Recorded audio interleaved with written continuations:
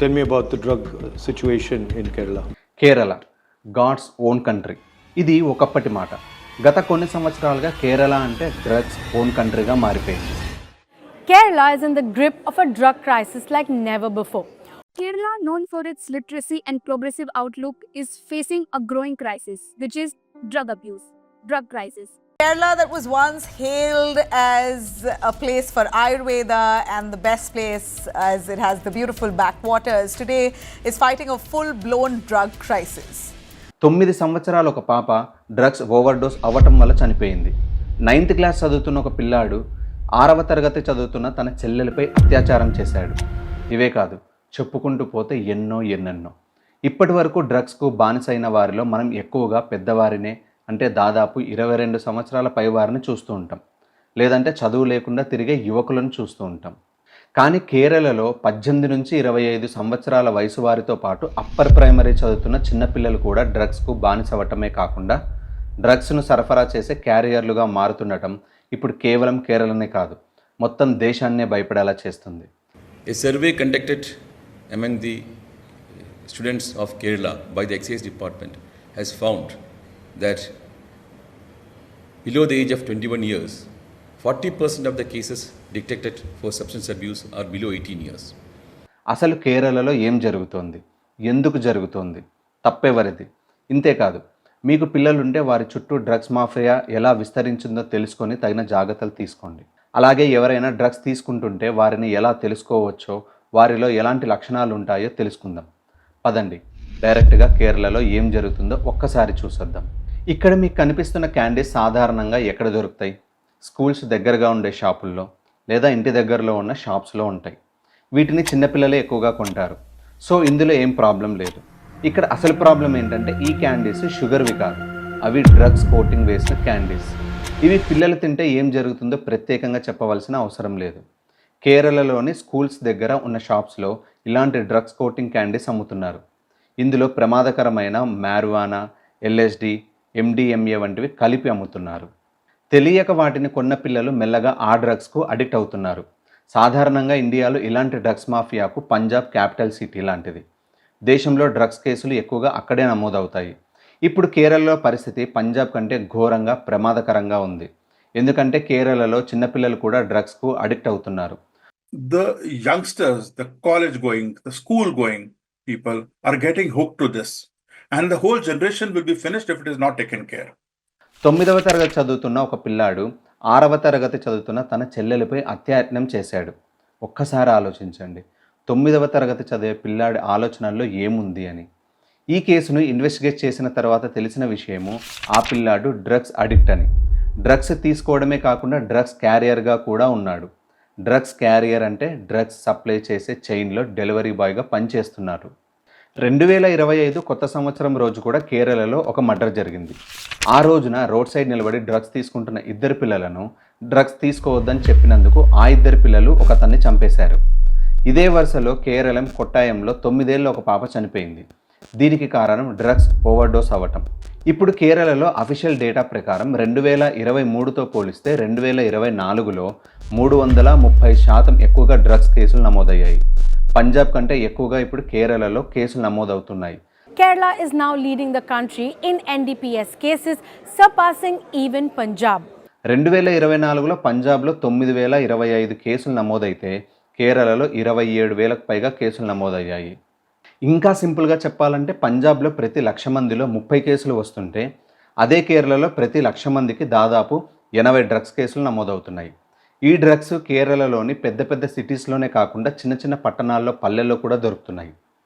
ఒకప్పుడు డ్రగ్స్ అంటే ganja, heroin, brown sugar లాంటివి ఎక్కువగా దొరికేవి. ఇప్పుడు ఎండిఎంఏ, ఎల్ఎస్డి లాంటి సింథటిక్ డ్రగ్స్ దొరుకుతున్నాయి. ఈ సింథటిక్ డ్రగ్స్ అన్నిటినీ ల్యాబ్స్లో కెమికల్స్తో తయారు చేస్తారు. ఇవి గంజా, బ్రౌన్ షుగర్ లాంటి వాటి కంటే కూడా చాలా ప్రమాదకరమైనవి. 2025లో మొదటి 2 నెలల్లోనే 63 మర్డర్ కేసులు నమోదయ్యాయి కేరళలో. అందులో 30 మర్డర్ కేసులు కేవలం డ్రగ్ రిలేటెడ్. 1 కాదు 2 కాదు, డ్రగ్స్ తీసుకున్న మత్తులో తన కుటుంబంలోని వారిని హత్య చేయడం, లేదంటే డ్రగ్స్ ఓవర్డోస్ అయి చనిపోవటం, అది కాదంటే డ్రగ్స్ వద్దన్నందుకు, కొనటానికి డబ్బులు ఇవ్వనందుకు, కారణం ఏదైతేనే కేరళలో జరుగుతున్న హత్యల్లో డ్రగ్స్ అనేది ఒక ప్రధాన కారణం. కేరళలో ఇప్పుడు ఎక్కువగా అమ్ముడవుతున్న వాటిల్లో డ్రగ్స్ టెస్ట్ కిట్స్ అమ్ముడవుతున్నాయి. ఇవి ముఖ్యంగా స్కూల్స్కు వెళ్తున్న పిల్లలను టెస్ట్ చేయడానికి వారి తల్లిదండ్రులు మెడికల్ షాప్స్ నుంచి కొంటున్నారు. అంటే ఇక్కడ పరిస్థితిని అంచనా వేయొచ్చు. ఒకప్పుడు ఈ కిట్స్ను డీ అడిక్షన్ సెంటర్స్ ఎక్కువగా కొనేవాళ్ళు. డ్రగ్స్కు బానిస అయిన వారికి చికిత్స అందించే క్రమంలో వీటిని వాడతారు. కేరళలో డ్రగ్స్ వాడకం ఇలా ఉంటే ప్రభుత్వం ఏమీ చేయట్లేదా? అసలు డ్రగ్స్ కేరళకు ఎక్కడి నుంచి వస్తున్నాయి, స్కూల్ పిల్లల వరకు ఎలా చేరుతున్నాయి అని పిల్లలని ఎందుకు టార్గెట్ చేస్తున్నారు? కేరళ గవర్నమెంట్ డ్రగ్స్పై పోరాటానికి ఆపరేషన్ డి హంట్ను ప్రారంభించింది. ఇక్కడ డి అంటే డ్రగ్స్ అని. కేరళ ప్రభుత్వం ఆపరేషన్ డి హంట్లో భాగంగా డ్రగ్ మాఫియాకు సంబంధం ఉన్న దాదాపు 8,931 మందిని అరెస్ట్ చేసింది. అలాగే 8,646 కేసులు బుక్ చేసింది. ఈ దర్యాప్తులో తెలిసింది ఏంటంటే కేరళలో చాలా తక్కువ ధరకు అందుబాటు ధరలో ఈ మాదక ద్రవ్యాలు దొరుకుతున్నాయి. ఇందులో ఎక్కువగా గంజాయి, ఎండిఎంఏ, ఎల్ఎస్డి వంటివి ఎక్కువగా వాడుతున్నారు. ఇవి 100 రూపాయలకు కూడా దొరుకుతున్నాయి. అంటే ఇలాంటి కెమికల్ డ్రగ్స్ను పిల్లలు కొనుక్కునే క్యాండీస్, బిస్కెట్స్ లాంటి వాటిలో ఉపయోగిస్తున్నారు. ఇప్పటికే కేరళ గవర్నమెంట్ ఇలాంటి కొన్ని వందల స్కూల్స్ను గుర్తించింది. ఆ స్కూల్స్ బయట డ్రగ్స్ లేయర్డ్ క్యాండీస్, జెల్లీస్ అమ్ముతున్నట్లు గుర్తించారు. ఈ డ్రగ్ క్యాండీస్ రుచిగా ఉంటాయని, ఇవి తింటే బాగా చదువుతారని, అది కాదంటే వాటిని ఒక్కసారి తిని చూడమని ఫ్రీగా ఇస్తారు. ఇక కొన్నిసార్లు పిల్లలు వారి ఫ్రెండ్స్కి ఇస్తుంటారు. ఆడపిల్లల్లో ఇది కొంచెం వేరుగా ఉంటుంది. ఈ డ్రగ్స్ అనేది ఎక్కువగా వారి బాయ్ ఫ్రెండ్స్ ద్వారా వారికి చేరుతుంది. ఆ తర్వాత ఆడపిల్లలు మత్తులో ఉంటే వారిపై సెక్సువల్ అటాక్ జరుగుతుంది. మత్తు వదిలిన తర్వాత వారిపై అటువంటి ఒక దాడి జరిగిందని కూడా చాలామందికి గుర్తుండదు. ఇక పిల్లలు డ్రగ్స్కు అడిక్ట్ అయిన తర్వాత వారినే డ్రగ్స్ సప్లై చేయడానికి క్యారియర్లుగా వాడతారు. స్కూళ్ళకు వెళ్ళే పిల్లలకు రోజు 100 రూపాయలు ఇవ్వటం దాదాపు జరగదు. ఇండియా టుడే కథనం ప్రకారం ఈ డ్రగ్స్ మాఫియా ఈ పిల్లలకి డ్రగ్స్ కోటింగ్ క్యాండీస్ను ఫ్రీగా ఇస్తుంటారు. దానికి బదులుగా వారు చెప్పిన వారికి చెప్పిన ప్లేస్లో డ్రగ్స్ను పిల్లలతో సప్లై చేయిస్తారు. పిల్లలపై పోలీసులకు కూడా అనుమానం రాదు. కేరళలో డ్రగ్స్కు అడిక్ట్ అయిన కేసులు పెరిగిపోవటం వల్ల కేరళ గవర్నమెంట్ 2024లో విముక్తి డీ అడిక్షన్ సెంటర్స్ను స్టార్ట్ చేసింది. ఎవ్వరూ అనుకోని విధంగా ఇందులో దాదాపు 3,000 మంది స్కూల్ పిల్లలు చేరారు. ఈ సంవత్సరం ఫిబ్రవరి నాటికే దాదాపు 600 మంది పిల్లలు ఇందులో ట్రీట్మెంట్ తీసుకుంటున్నారు. ఇందులో 18 నుంచి 25 వయసులో ఉన్న ఆడపిల్లలు కూడా ఎక్కువగా ఉన్నారు. ఇక ఈ డ్రగ్స్ ఎక్కడి నుంచి వస్తాయి అని అంటే ఎక్కువగా ఆఫ్ఘనిస్తాన్, ఇరాన్, పాకిస్తాన్ నుంచి డైరెక్ట్ కేరళకు వస్తాయి. కొన్నిసార్లు గుజరాత్కు వస్తాయి, అక్కడి నుంచి కేరళకు ట్రాన్స్పోర్ట్ అవుతాయి. ఎలా అంటారా? డబ్బు ఇస్తే ఏదైనా సాధ్యమే. కొందరు అవినీతి అధికారుల వల్ల ఈ డ్రగ్స్ మన దేశంలోకి ఎటువంటి ఇబ్బందులు లేకుండా వస్తున్నాయి. వేరే ప్రదేశాల నుంచి కేరళకు వస్తున్న డ్రగ్స్ను మూతబడిన లేక నష్టాల్లో ఉన్న కెమికల్ ఫ్యాక్టరీలను లీజుకు తీసుకొని ఈ రా డ్రగ్స్ను సింథటిక్గా మార్చి రాష్ట్రం మొత్తం పంపిణీ చేస్తారు. వీటినే కిచెన్ ల్యాబ్స్ లేదా కుకింగ్ ల్యాబ్స్ అంటారు. ఇవి గుజరాత్లో చాలా ఎక్కువ. మన 2 తెలుగు రాష్ట్రాల్లో కూడా ఇలాంటి కిచెన్ ల్యాబ్స్ ఉన్నట్లు సమాచారం. కేరళకు వెళ్ళే గంజా మన రాష్ట్రం నుంచి కూడా వెళ్తుంది.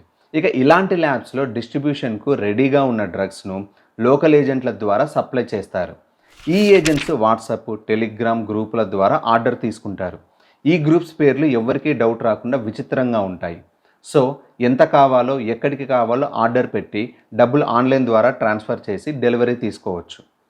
మీరు క్రిప్టో కరెన్సీ ద్వారా కూడా పేమెంట్ చేయొచ్చు. అంతలా ఈ డ్రగ్స్ రాకెట్స్ పనిచేస్తున్నాయి. ఇక డెలివరీలో కూడా ఈ డ్రగ్స్ మాఫియా చాలా జాగ్రత్తలు తీసుకుంటుంది. అందులో ఒకటి పిల్లలతో చేయించటం. దీనివల్ల ఎవరికి డౌట్ రాదు. ఇక ఈ డ్రగ్స్ డెలివరీకి ఎక్కువగా 18 నుంచి 25 సంవత్సరాల పిల్లలను ఎంచుకుంటారు. ఇక్కడ ఎవరికీ డౌట్ రాకూడదని బైక్ మీద ఒక అమ్మాయి కూడా ఉంటుంది.